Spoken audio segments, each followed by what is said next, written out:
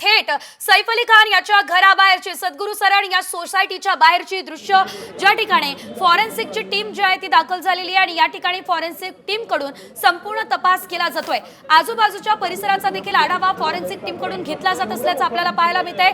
एकंदरीत ही जी बिल्डिंग आहे वांद्रे बँड्रा सारख्या ठिकाणच्या अतिशय उच्चभ्रू अशा भागामध्ये असलेली ही बिल्डिंग, तर एकंदरीत आपण जर बघितलं तर अतिशय उच्चभ्रू अशी ही सोसायटी आहे आणि या ठिकाणी अनेक हाय प्रोफाईल लोक राहतात।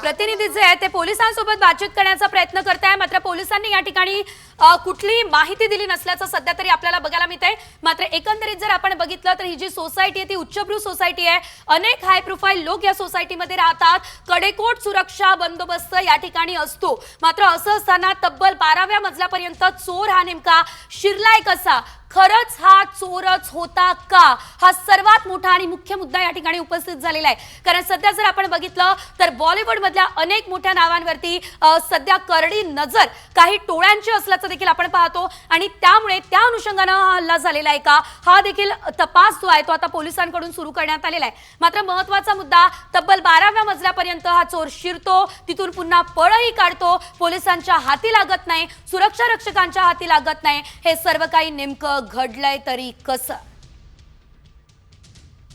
यासोबतच आमच्या प्रतिनिधींनी पोलिसांसोबत बातचीत करण्याचा प्रयत्न केलेला आहे, त्यावेळेस नेमकी काय प्रतिक्रिया समोर आली बघूया। काही प्राथमिक माहिती अजून तरी काही नाही। चोर कसं काय शिरला एवढ्या मोठ्या इमारतीमध्ये? कळेल एक मिनिट।